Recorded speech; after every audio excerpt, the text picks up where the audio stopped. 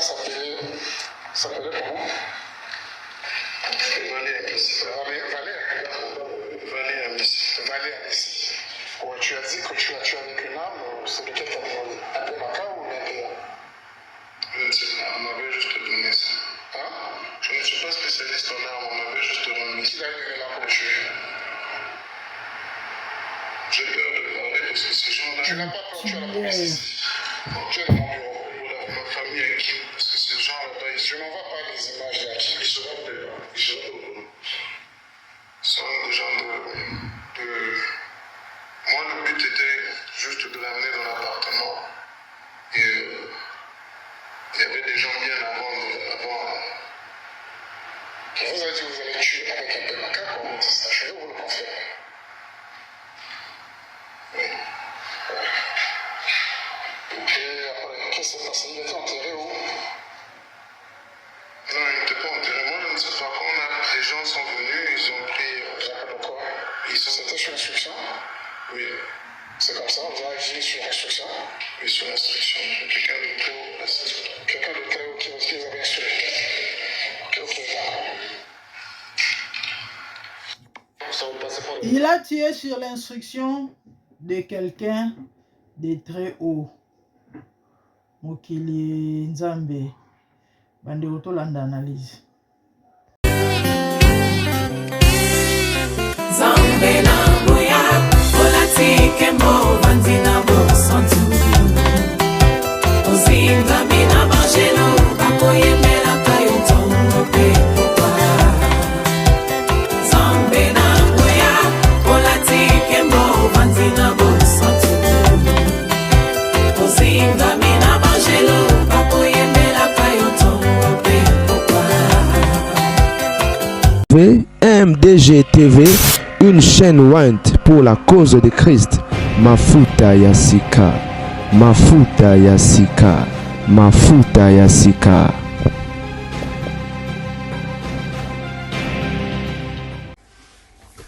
Salut la famille Satan, vous allez très bien. Les amis, tout le monde est bisognon sur vidéo, il y a, comment il s'appelle? Il y a Beni Mukena. Oyo abomaki Vali Amici. Bakangi na Braza. Nasaki collage hier la nuit, batubele au mon vidéo na compte nanga c'est bel et bien lui. Boyoki mambo à lobby. Vidéo là bon mon ezata ba osambisai. Il avait bel et bien cité les noms de l'autorité haut placée au Atindaki, mais sauf que bakati yango. Parce que comme Braza zara comme on a bisoti. Et on a le même sang. Donc baebi c'est que ça va donner bakati yango. Et Shida pena katite, je crois, bato ba réfléchir ça en est tinga bosu beaucoup mi. Voilà. Ba ole la on peut ba million. Singesi elle là qui ndenge za boye masolo eza boye do morceau non on to tchete potala ga et sopa. Donc bo solo là. Et bimate parce que on a sambisa ki on a commandé la police. Hein. Voilà. Donc ndenge za bongo ba transfert de Jésus Salim. OK?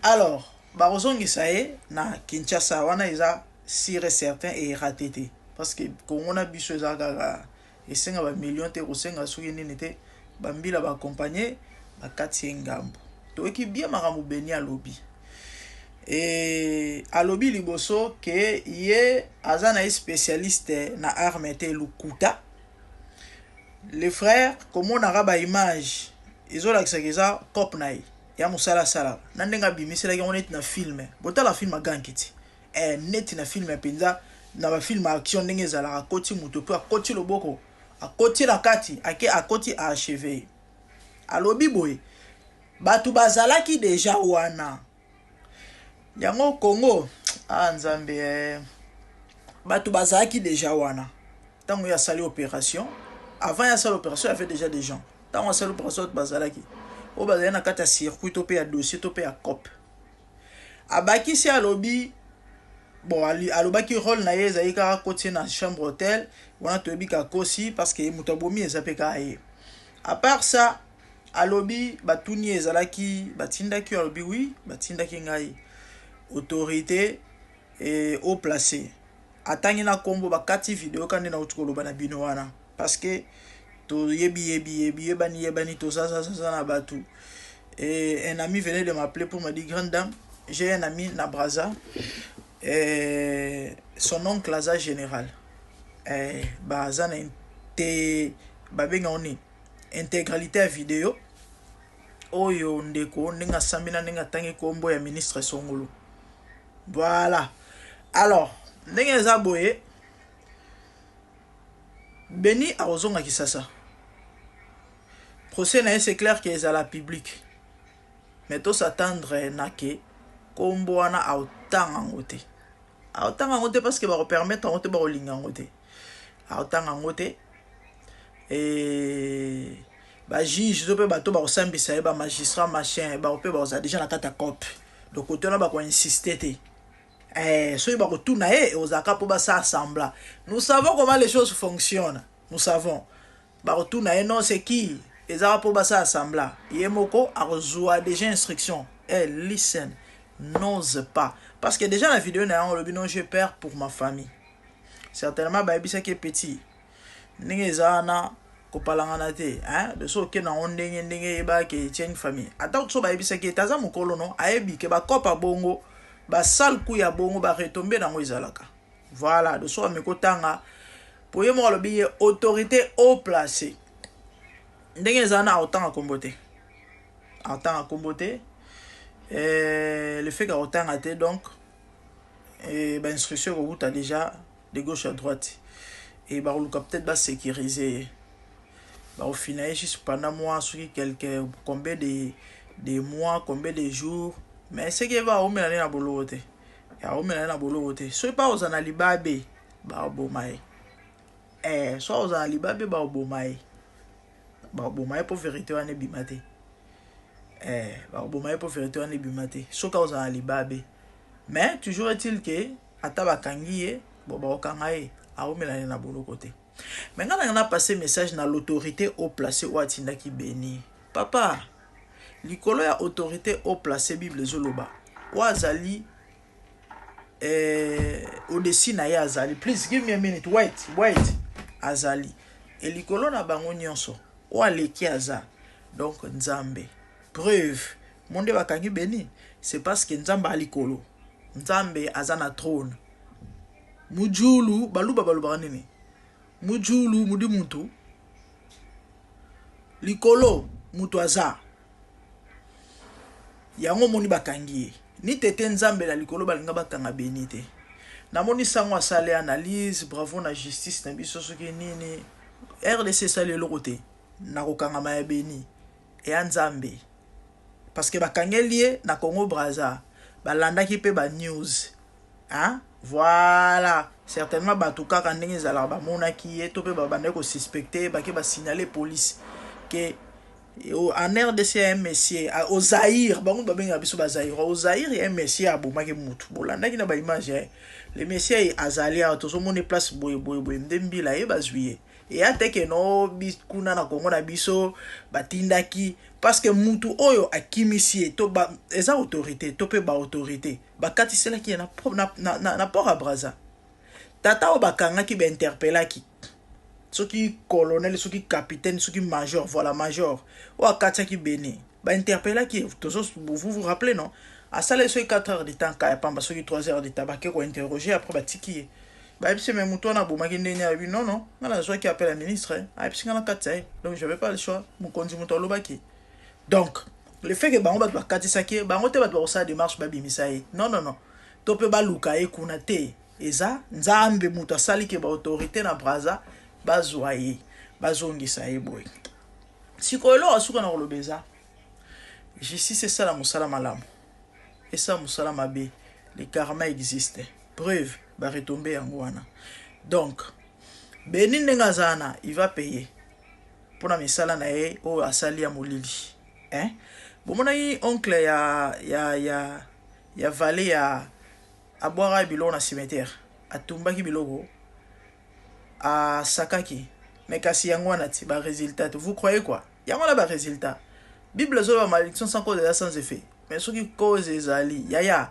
ato batama na samai ata yonde mutu osimbela sata na bilamba to yonde secrétaire na yelu lokuta eza ba loi ya nature eza ba principe oyo eza spirituel eza bongo kotika la bongo ya on a oloba na autorité au placé papa yo kanzaki yo nzambe toi tu crois que toi tu es à la place de Dieu de lokola oza mokonzi na Congo mokili eza yo oza na pouvoir to pe na to sala oyo lingi muta ko inquiéter yo te de trompe toi messi omoni ngane bakangi vali shit na yo pe bandi omoni yo amuta ko tubela ya koluka nzambe ya kobelela ba mawanzambe mikonyo so na vie na yo parce que sort na yo ezali fala ki no boma yo moko pourquoi boma ite skotando ti mwana batanga ta Petrin un jeune homme de 26 ans au baby civi na ye parce que lelo lobi ata benya bimi il est malheureux makila ya mutu vengeance e bana ko ganga kaka surtout que basalela ke bisala sala kuna e bana ko ganga ti suka na ngwa kufa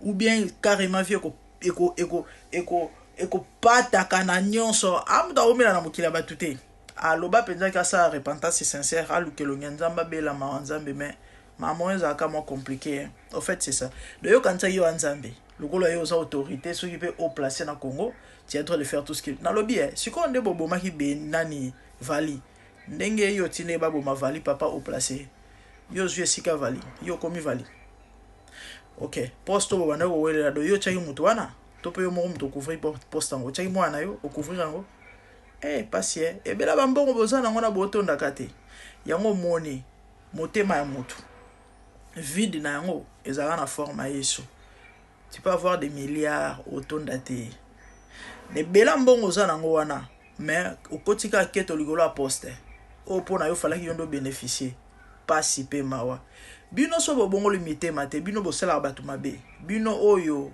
souci na mine zala ka bongo la ka bongi ndaka bozaka ba malheureux malgré ba millions ba milliards na bino Bill Gates a parmi batu so pe ba milliardaire so ba multimilliards mille so ki milliardaire so ki nene mais ti le ba ko bomaka batu na ba poison na ba injection na ba vaccin pourquoi parce que muteme zaka na vide si Jésus ne comble pas vos cœurs bo tonda te bo continuer ka ko boma pe ko bomisa batu recevez Christ dans votre vie hein nzamba ko combler vite hey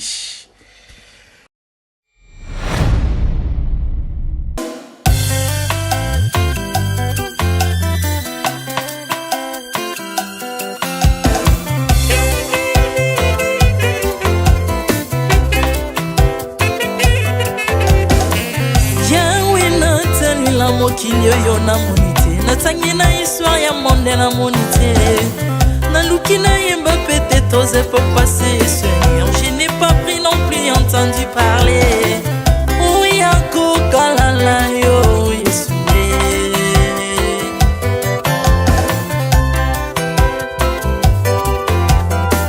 même na domaine ya sorcellerie nationale atana oyo ya international papa na yo kisangwa banzamba mokili yo mokota kufa se kwa lokola yo Yesu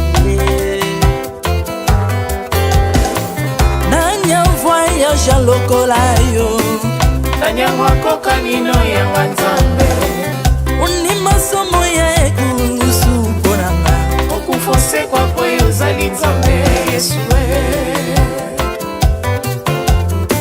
nzambe moneno kitana se olata nzoto poyo bikisanga okitana se pozwe sikananga ofuta nyongo na nzambe nanga Yesu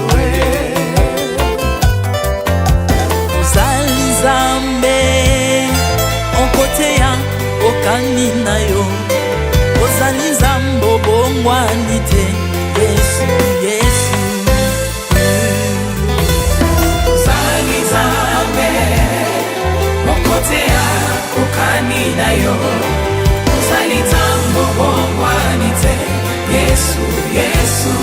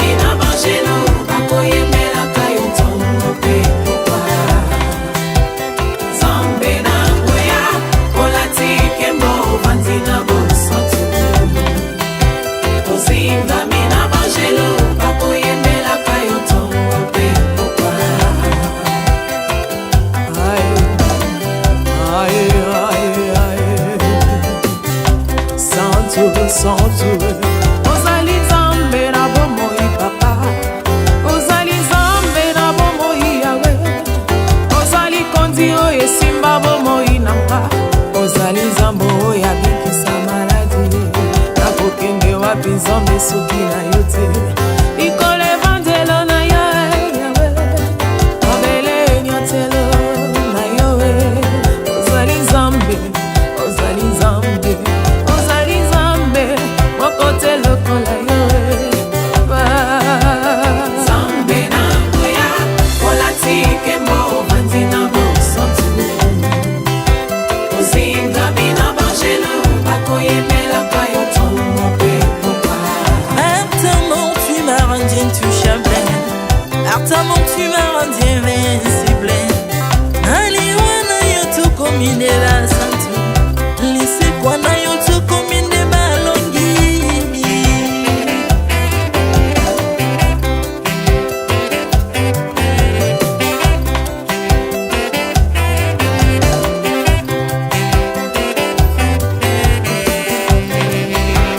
nzambe na nguya olatike mo ovandi na bosantu ozingami na bangelo bakoyemelaka yo ntongo mpe pokwa nzambe na nguya olatike mo ovandi na bosantu ozingami na bangelo bakoyemelaka yo ntongo mpe pokwa Autrefois ngai nazalaki pinzo ndoki akolianga lolenga lingi mais par son son na se métamorphosé osimingo sambwe maladi na miso olengo bebi naza toxique grâce à lui.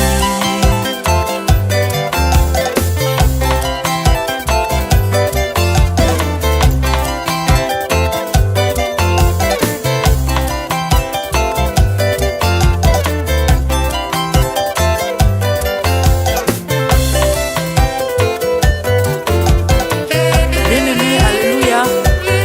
ezali na tata moko azalaki nzambe ntango akufi badeptine balobi keno akosekwa mpo nzambe bakristo mpo asekwa alors mpo bafasilite lisekwa na ye bakunda ye motu libanda mpo ntango akolamuka abimaki lingala moko me komi nzambe na biso alinga kokambola gloire na moto te lobi nango na ntongo baya kokuta bangulu basepelisa motu ya nzambe na bango yango bien-aimé bato wana bakoma oyo biso toliaka ngulu te po milimo mabe ekotaka na ngulu me soki bino boliaka ngulu te po milimo mabe ekota na ngulu bomelaka mai te po milimo mabe ekotaka na mai yango tokumisa nzambe po akufa asekwa avandi na loboko ya tata mpona kolinga sebe mpo na nga na yo jésus